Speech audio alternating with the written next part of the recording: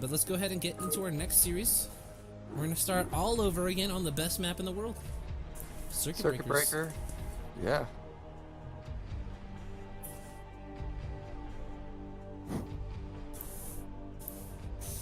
That's actually impressive, though. I would have never called those guys tier 2 players. That looked like a tier 1 game to me, especially with how methodical both players play the games.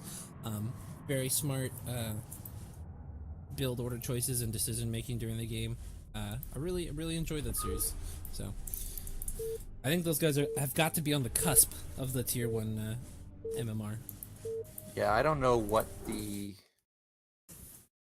bottom of the tier 1 is, but they seem like they could definitely be up there. Just minor things.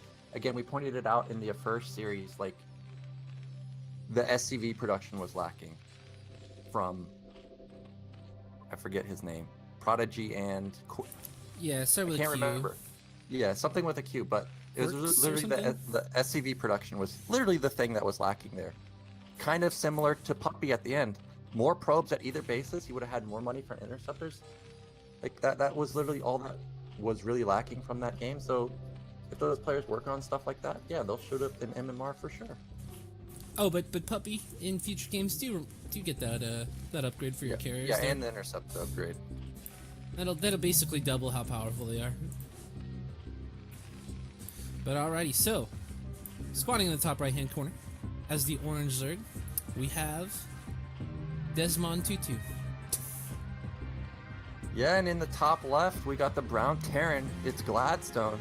You know what I like about these games so far? What's that? There's a Terran in every single one of them. That's what I like. So I'm already happy. I'm looking forward to see what Mr. Gladstone pulls out here. Is it going to be 1-1-1? Is it going to be Bio? You never know. It looks like Damon Tutu is going to pull out the 12 hatch. Pretty standard. But yeah, I'm looking forward to see what Terran does. I'm scared of this Terran player, actually. I feel like Gladstone is like a pro gamer name, right? Doesn't it sound like someone who's like I feel like this is like a competitor's name. Like, I don't know about Damon Tutu. I'm not trying to talk shit, man. Like, I'm sure you love your name. I'm not making fun of it. I'm just saying Gladstone is a scary ass sounding name. Okay. Yeah, I agree, but we actually had 3 drones rallying to that. I thought it was going to be a drone pull on for something, but it looks like he was just rallying down there to build his hatchery and then forgot to fix the rally.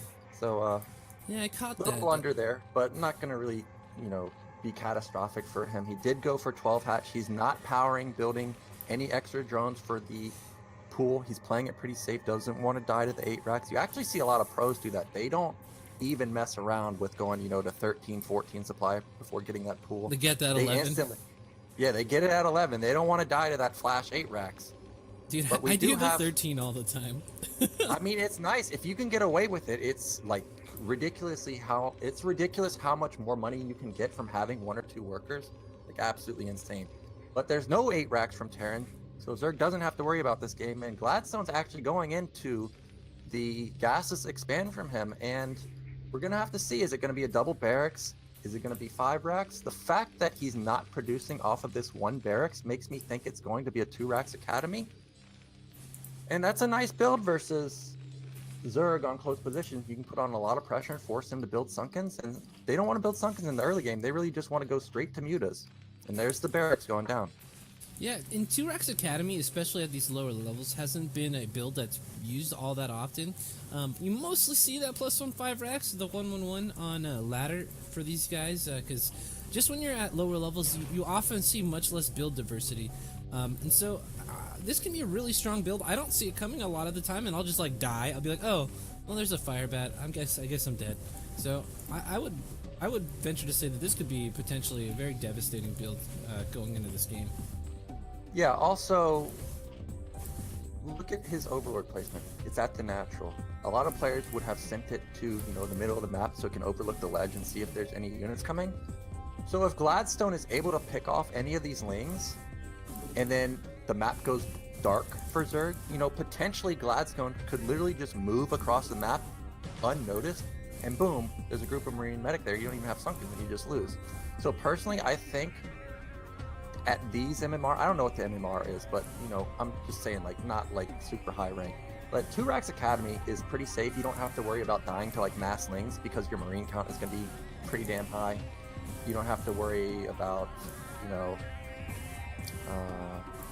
any real shenanigans going on. It allows you to do a lot of pressure, puts pressure on the Zerg. I think it's a pretty strong build and just a pretty standard build and easy to execute. Yeah, and one of the things too about at again the lower MMR tiers and things like that, and especially even going to tier 2, is that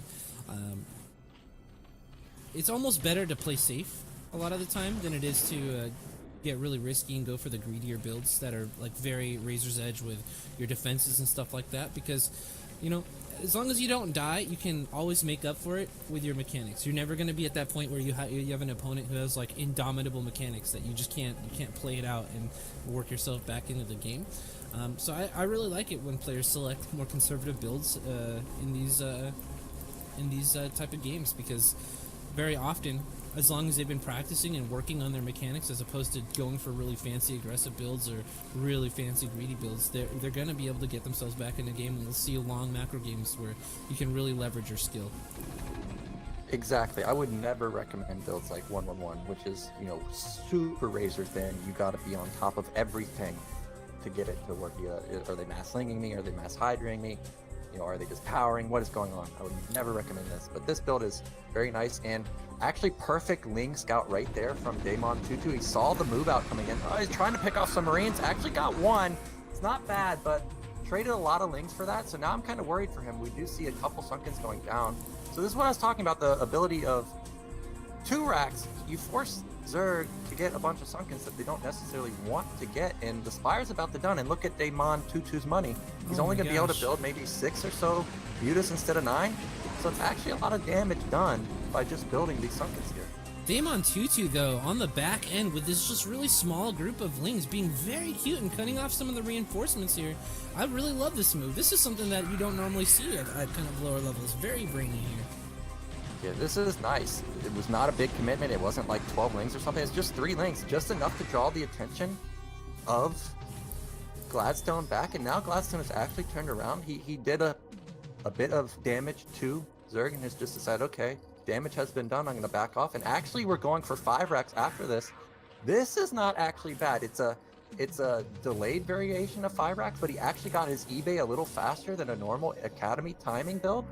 So his +1 is actually almost done. Turrets are going to be basically perfect for when these Mutas come in. It looks like Damon Tutu is just saving up for a couple more Mutas and he's going to be flying in. I'm really liking Gladstone's play right here, and he's setting up perfectly for that mid-late game. Yeah, we do have a couple of idle SCVs, but those are going to be going back to the mineral line pretty soon here, I assume. I think they're just out here just building turrets, man, and there's so many turrets in the main. The Mutas are not going to want to get in there. We've only got 9, which is, I mean, like enough to start doing something with, but you're not going to want to fight 4 turrets at once with 9 Mutalisks. And, yeah, I mean, he's looking like he's going to be pretty safe, although this first turret going down pretty darn quick. Second one finishes up just in time, and the Marines come now. Oh, man, that was so close to being terrible for Damon Tutu. Yeah. That was so scary, man. Yeah, but that one turret was able to actually kill a Muta, so that's a nice pick off from him. The fire bat at bottom right sees the base, so Gladstone's looking to move out here. And I'm really watching this game timer from Gladstone. He hit the factory at 720. That's perfect. 720, it doesn't get any better than that. Everything is going right for Gladstone. Oh, but a big attack in the middle. Lings got a few Marines, but still a lot left over. Yeah, the Muta micro leaving a little bit to be desired here. Losing a whole bunch of Mutalisks for just a couple of units here. I think that Damon Tutu, if he were, you know, a KSL level, you know, Zerg player, may be able to do a little bit more with that in the middle of the map, but the overall pretty well done. I am feeling a little hesitant for the timing on the lurker upgrade, though. It is just getting started now. The third base is 100% going to get denied. There's nothing that Damon Tutu at this point can do. I would really like to see it get canceled, but I don't think he knows that the Firebat saw it, and I don't think he knows these units are going to come down here, immediately find it, and just destroy this base.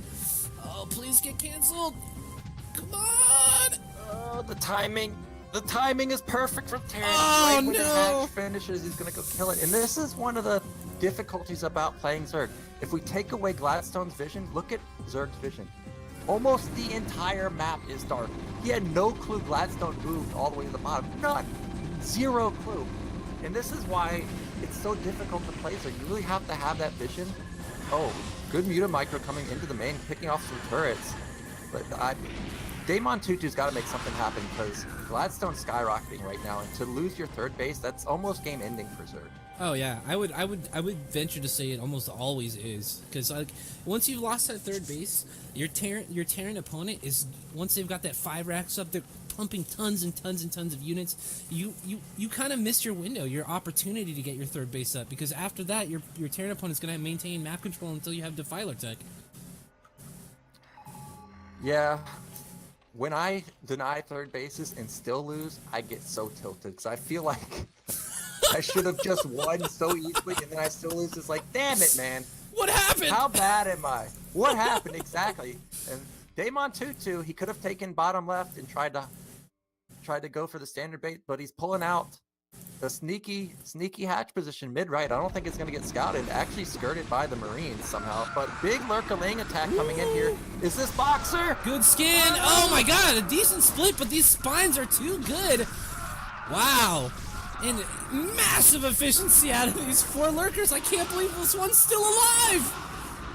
Yeah, like that. What? I thought that we were going to have a Boxer split there, but Dude. Daemon Tutu with the best lurkers of all time right there, killing like 20 Marines with nothing. And then the Marines, the Muta's flying in, cleaning up the medics. Medics are actually quite expensive. People don't think they are. You don't want to build medics. You want to build Marines. Oh, he's picking off even more. Oh my god. So What this is is happening? exactly what Daemon Tutu needed. He was able to wipe the army. He's got a third base going. Gladstone doesn't know about it. He thinks that Zerg is still all in. Zerg is not all in, and he's got Hive Tech going. Defiler mounts halfway done. 3-base Zerg versus 2-base Terran. Sure, Terran's still strong, but it's not like 2-base Zerg versus 2-base Terran. And look at Gladstone's army. There's 1 medic here. Okay, 2 more coming in. But really, you don't want to be spending your gas on medic. You need it for those vessels. Vessels are so expensive. Vessels are actually crazy expensive. When I off race, you don't realize they're 200 gas, right? I mean, that's ridiculous. Yeah, That's an insane cost. Yeah, it's a lot, but let's not forget that lurkers are pretty expensive too. You know, 125, and then you gotta constantly build them because they're getting irradiated. Then you gotta constantly build the Defiler. I agree, vessels are expensive, but Zerg, it's also expensive for Zerg. It's not like Zerg doesn't have anything to counteract that, but Vessels are up though. Let's be real. They're so strong. They're up. Oh So man. Gladstone back on the map. He's looking around for something. I'm not sure if he knows about mid-right. He's scouted everywhere. I'm thinking he has an idea. It's got to be mid-right. Oh, That man, looks and like exactly where he's going for. those lings getting traded away really inefficiently. Kind of unfortunate for Daemon Tutu. I feel like preserving that ling count is very underrated by earlier players because it feels like Zerglings are free. Like I even throw them away all the time. But you have to remember that one of Zerg's main resources is their larva count, and if you're constantly throwing away the units that you make with those larvae, you're not going to have enough larvae to be droning. Like I would have rather those had been drones than lings that and have only killed like those like 3 or 5 Marines or however many he got. Yes, exactly, DocHoliday. This is one of the reasons I don't suggest people play Zerg. Is people forget there's a 4th. Oh my god, well, first off, let's talk about this. Gladstone busting through to mid-right. There's no medics here though, man. Please don't die to mass ling. Things lurkers kind of bleeding in. Well, in order to die to massling, there has to be massling on the field, and there were like 6 Zerglings there, so not too big, not too risky, but man, did look scary there for a minute. So too many Marines there. Was no Defiler to be comboed with the Lings, but it could have potentially been dangerous if there was a Defiler there under Darkstorm. But like I was gonna say, people don't realize this when they start playing Zerg, is there's a 4th mechanic in the game. It's larva. If you spend all your larva, you can't drone, like you said. You really gotta balance your larva count. It's not like Protoss where it's like, oh well, I'm just gonna build a probe and a zealot right now. It's not how it works with Zerg. You gotta know, like, can I build drones now? If I can, you should build them. Can I build, or should I build Lings right now? Should it be an Ultra? It's very important. Imagine you have 1 larva left, and you build something you don't want. Like, let's say Terran's doing a push, you really need that Defiler, you accidentally hit SS and build Scourge. That's like terrible, right? You need that Defiler. So you would not, like, now the larva's gone. If you cancel it, you can't build the Defiler anyway, so you're literally just screwed because you made one mistake. Oh, dude, the SS is the worst, man. When you spend your 3 larva on 3 rounds of Scourge randomly in the middle of the game and you lose, oh my god. This is the single most triggering experience as a Zerg. I changed my Scourge hotkey just so I never have that experience again. Yeah, yeah, it's so triggering, and I think that the attack that we just saw is going to be the end of Daemon 2-2. Literally, this Fire Bat stood in front like an absolute beast, just absolutely wiping the floor with like 50 Zerglings. Now both Defilers are done, gone. Gladstone stimming in. This is going to be the killing blow. There's actually a drop in the main that I missed. Yep. Very nice from Gladstone. He's everywhere.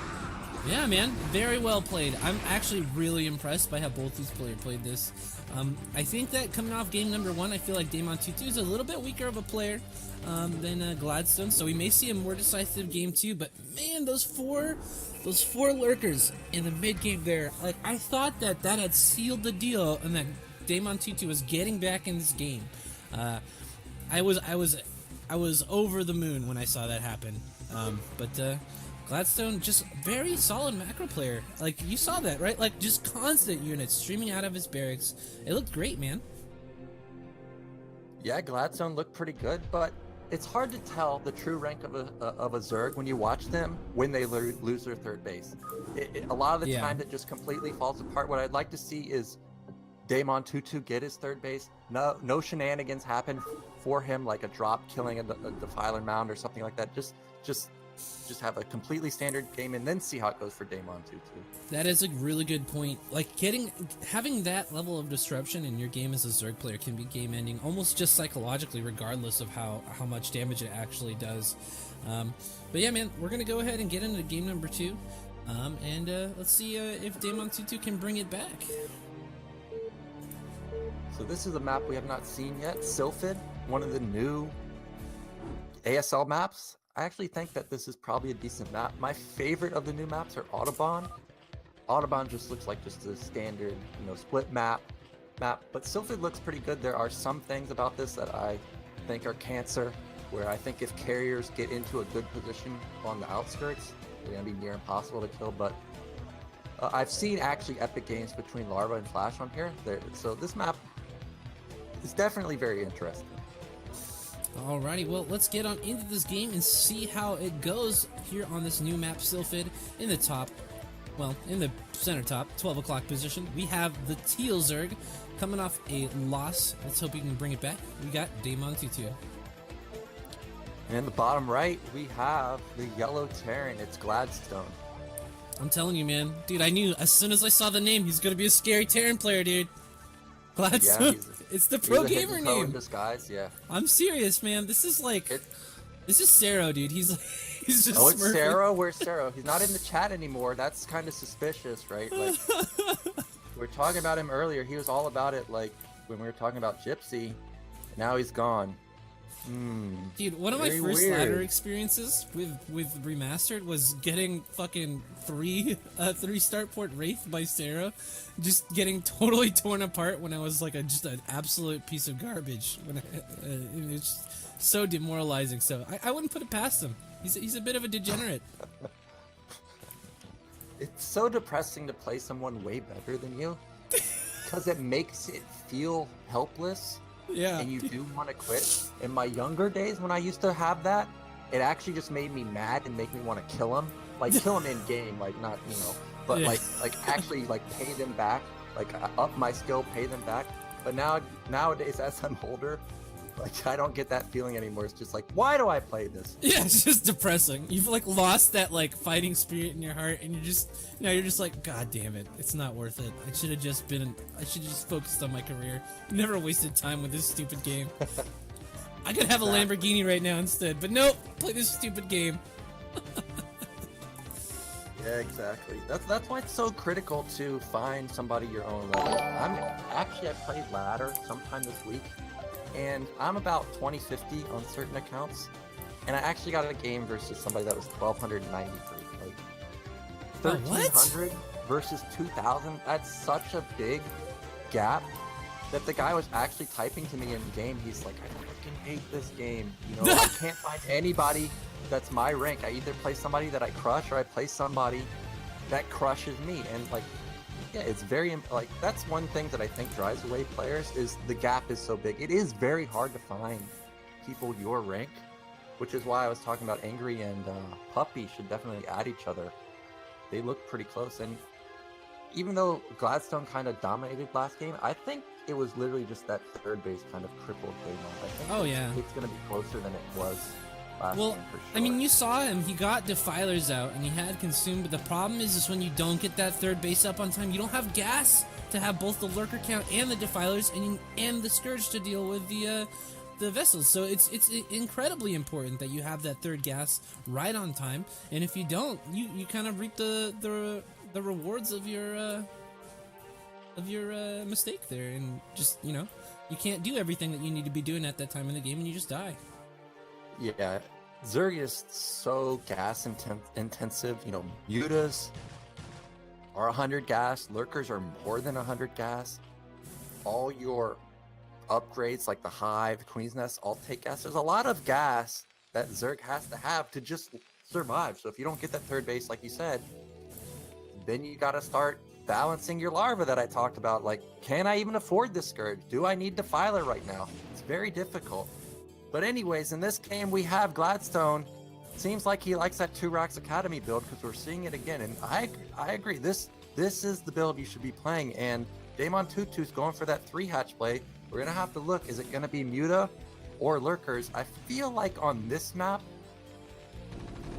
I was going to say Lurkers might be better because you can take another main and there's that small choke. But at the same time, there's also a lot of ledges. You know, if Terran goes up that hill and then down the hill, Mutas can attack from both sides. There's also big surface area to hit the mineral line. So Mutas could be very nice too. We'll have to see what Damon Tutu decides here. Yeah, I really like maps like this where lurkers are going to be effective at taking your third, because it does give you a little bit more possibility for diversity in your build order, and that's always a good thing. Having uncertainty about what you're doing, in you know, especially if you can hide your tech from the Terran player and put it like maybe up here. Oh, hey, what do you know? And Damon Tutu goes to exactly where I'm highlighting and puts his Hydra Den down there. You know, forcing a bunch of scans out before you go lurkers is really nice to be able to do that. So, I mean, without getting that scan down, Gladstone's just going to be frantic about trying to figure out what tech is going to be out here, and then once he does, he's going to be like, shit, now I have no scans for these lurkers, and we're going to take a little bit more time to move across the map. Yeah, so that's very nice for Damon Tutu, but this is what I was talking about. Zerg has no vision of Terran. Terran's going to be at his... Oh, actually, there's a lot of links coming out. So oh my god, there's a lot of links coming out. Actually, it's not that many, is it? Okay, there's 12. Well, there's a controller there's actually here, a lot. There's 24. Here. So I was kind of worried that Damon might die here, but okay. Yeah, Gladstone's smartly turning around. That's exactly what he needs to do. Luckily, he has a Firebat mixed in here, so if there is an engagement, the Firebat will start shredding these lings quite fast. Yeah, 2 more on the way as well. I hope that Damon Tutu really manages these lings well, because this is a bit of a hefty investment. But we do get a medic, and that's actually pretty important early game. Yeah, don't want to be building medics. That, you know, that 25 gas could have been into your range upgrade. It could have been into the factory. Gas is actually very razor thin for Terran. And then we actually have Gladstone rushing that +1 upgrade again after the 2-Rax. It's almost actually done. He must love this variation. It looks pretty slick, and we're going into the 5-Rax play. Loving Gladstone's build so far. And what I really love about that Hydra Den is, I'm sure Gladstone scan saw nothing.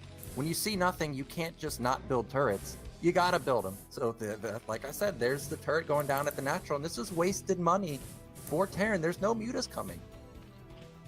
Yeah, this is, well, I mean, what are you gonna do, you know? Because if you don't build those turrets, you just straight up die a lot of the time. So, I mean, Gladstone is totally forced to do that. That's one of the things that a lot of newer Zerg players can definitely improve. If you take your third hatchery and you just put it somewhere that isn't going to be near your natural or your main, you can hide your tech, and you're going to force a lot of scans, and if your opponent doesn't see it, he has to play really cautious. Yeah, exactly. And now a lot of lings trying to engage this army in the middle, but there's 3 Firebats. You got to get away from that. But Yeah. lurkers are out. Oh, I think he should burrow right now. Oh, he might have Hold not heard position. Please hold it. He might have position. not heard it. Oh, this could be deadly. Ah! Oh, what he needs to do is move those lings closer to the lurkers. Back him up. Yeah, back him up. Exactly. Just put him right there. Hold position. Oh my god. Oh my gosh. Dude, I want to see it. I want to see this army just explode. Come on. Come on. No! Why? Well, he goes for the solid engagement, but we're going to have a stim away and like two fire bats die. Oh man, that's so sad. God dang it. Oh my god, the build up and then such a disappointment. The Marines are just running into the... Why? Why would you unburrow here? Why would you unburrow when you're shooting at the army? Regardless, he got a lot of kills though. Oh, yeah. So that was very nice from him, and now his hive is going down. Ooh. Oh no, no medics here. Okay. And now the army's split across, and man, the control has been pretty decent from both our players though, but oh man, that could have just been epically bad for Gladstone if we had gotten a hold position. Oh man. Yeah, but it still didn't go that well. He killed one lurker, but he lost like what 80% of Marines, so still a lot went down. But Gladstone is nailing his build. Science facility already going down. He's got tanks going, so this is going to be a tank push variation of 5 Rex. And Daemon Tutu is responding appropriately. He's gonna have his Defiler out probably when the tanks get there. Well, he may not even get there because he's going in for the Ling Lurker attack. This is actually a lot of lurkers in Zerg. Oh yeah, and this is a high ground pod here, so these lurkers are going to be much more resilient than they normally would be in a more flat ground engagement here. And this is right outside the natural. This is actually kind of crazy. Pushing out from this natural must be really difficult when you get this contained like that, but... Alrighty, tank is out here now. Gonna be able to push these lurkers back. Thank God that the tank came out on time, because this could have been out here for quite some time if the factory tenant was bad. Yeah, it's still pretty tough for Terran. He's only got one tank. He's got a second one coming. If he only had one, it would take quite a while to kill 5-6 lurkers when your only damage is this one tank shooting. But now the lurkers are a bit farther back where he could get Marines coming in from the sides. So Daemon Tutu needs to back up. He's going to lose all these lurkers potentially. Yeah, this tank is going to just kill this lurker. Oh man. Quite expensive losses here for Daemon. I thought potentially he could get this contained, set up, and then a Defiler rallied across the map, but it looks like that won't happen. No, don't lose the tank! And these lurkers rallied up a little too far. Gonna be in range of the bunker here.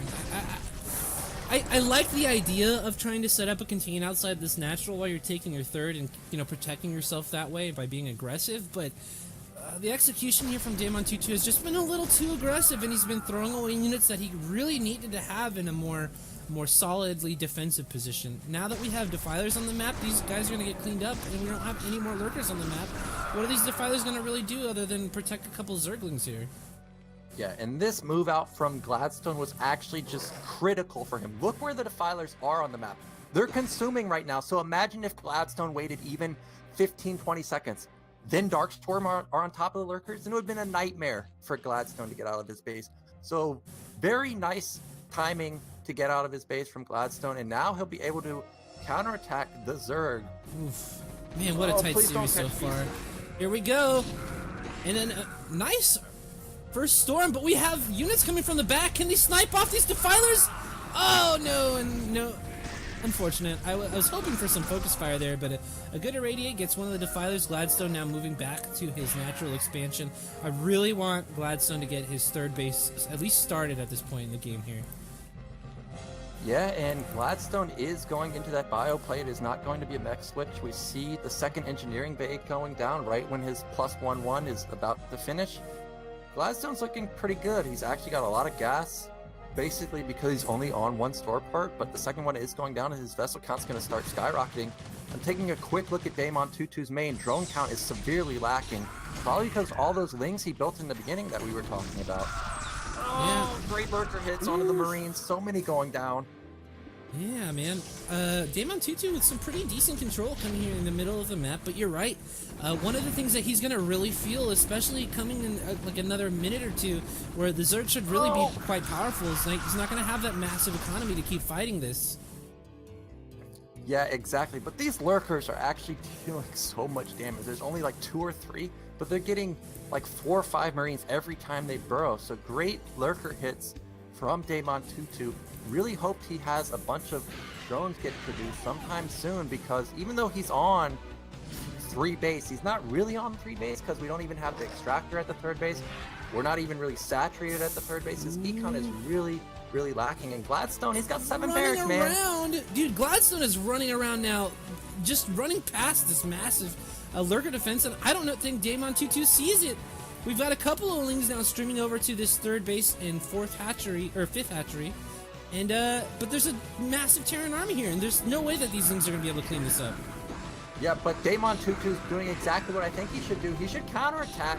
There's no way he can get back in time. Oh, but the Dark Swarm is out of position.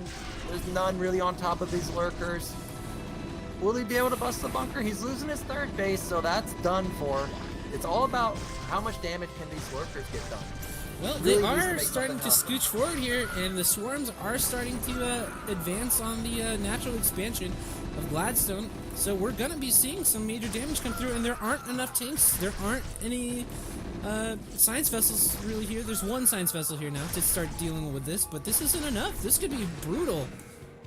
Yeah, the thing is there's nothing for him to consume here. There's 1 ling. He's got 60 energy. He really needs to consume, get a Dark Swarm. But Gladstone, he's counterattacking. He's looking to counterattack all the way to the main. There's so much there. But a great Dark Swarm. Oh, the Fire Bats. They're trying to kill the lurkers.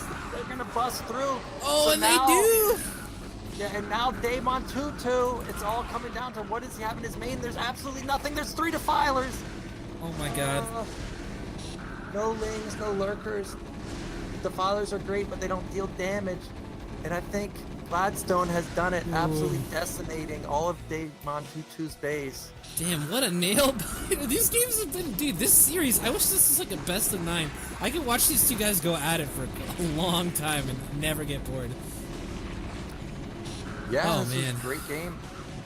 Those so many lings built in the beginning really hurt Damon Tutu, but at the same time, if he was able to set up like a big surround on that Marine medic ball in the beginning, 10 Marines going down in the early game is quite a big thing for Terran. Then they're gonna have to rebuild their medics. They're gonna Marine medic. They're gonna feel not confident to ever move out, and potentially by the time they do move out, Zerg could have powered really hard. But Gladstone played really well this game. I was really worried about that initial lurk contain. Woof, man. Well, what a set of games, dude. I think Damon Tutu, with just a little bit of coaching, could kind of get himself just a couple of more early drones, maybe forego some of those early lings that he's been making in these couple of series or these couple of games that we've been seeing, and really pull himself into a much more powerful spot in the mid to late game here. I think that's one of the mistakes that really is hard to catch, especially as a newer player, is that when you're playing ZBT and you don't make those early drones, you kind of don't realize how far down the line you're gonna feel them, because like when you're in the end game here in the late game and you're not able to produce enough stuff and you're like, shoot, I don't have enough money for anything. All of a sudden it feels like, man, you must have done something like a couple of minutes ago, but really that all kind of they came from like the very beginning of the game. And so you don't have the army, you don't have the units at the end game, and you don't think to go, man, it's because I didn't have 6 drones at the beginning of the game. I had 24 lings instead. Yeah, it's really critical to know when you can power and when you can't, and when you don't power, when you do have the opportunity to power, you're taking a real risk, because there will be moments where you absolutely cannot power. You just can't. If you do, you're going to lose. So you really do have to understand when those timings are available. And Damon Tutu, just a little bit too many lings in the beginning that could have been drones and really hurt his econ in the end.